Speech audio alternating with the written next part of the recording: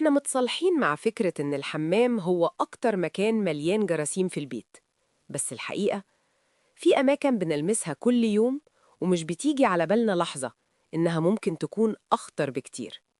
تعالي أقولك عن 10 أماكن في بيتك الجراثيم مستخبية فيها وإنتي مش واخدة بالك. ريموت التلفزيون، الريموت دايما في إيدينا، بنمسكه قبل الأكل، بعده، وإحنا تعبانين أو مسترخيين. محدش بيغسله، ونادرا ما حد بيمسحه، فبيتحول مع الوقت المكان بيتخزن عليه كل اللي إيدينا شايلاه طول اليوم. الموبايل، موبايلك قريب منك أكتر من أي حاجة، بينتقل من المطبخ للسرير للشنطة وأحيانا للحمام، وكل حركة بتسيب عليه طبقة جديدة من الجراثيم إحنا مش شايفينها بس موجودة. سفنجة المواعين، السفنجة شكلها نظيفة لكن جوه منها بيئة مثالية للبكتيريا، رطوبة دايمة وبواقي أكل بيخلوا الجراثيم تتكاثر بسرعة رهيبة، خصوصاً لو بنستخدمها فترة طويلة من غير تغيير. حوض المطبخ، إحنا بنغسل فيه الخضار والفاكهة، بس في نفس المكان بترتاح بقايا لحوم وأطعمة نية، ومع الوقت الجراثيم بتفضل موجودة حتى لو الحوض شكله نظيف. كيبورد الكمبيوتر أو اللابتوب، الأكل، الشرب، وإيدينا طول اليوم، كل ده بيستقر بين أزرار الكيبورد، ومع قلة التنظيف بيبقى مكان لتراكم الجراثيم من غير ما نحس.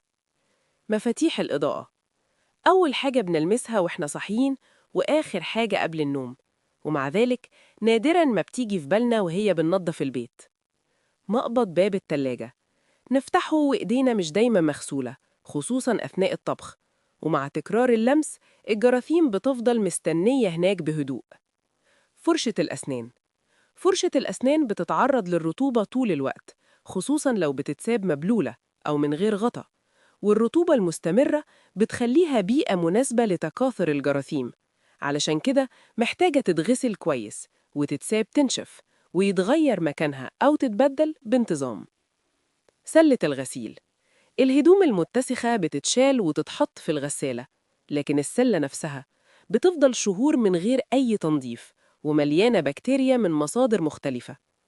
مقابض الأبواب، كل شخص داخل أو خارج ساب أثره هنا، ومع كده مقابض الأبواب من أكتر الحاجات اللي بننسى ننظفها. الموضوع مش خوف ولا وسواس، هو بس وعي بالتفاصيل الصغيرة اللي بتفرق فعلاً. مسحة سريعة كل يوم ممكن تحميكي منتي مش حاسة. قوليلي في الكومنت أنهي مكان فيهم فاجئك أكتر، ولو حابة تعرفي أسهل طرق تنظيفهم اعملي لايك وفولو.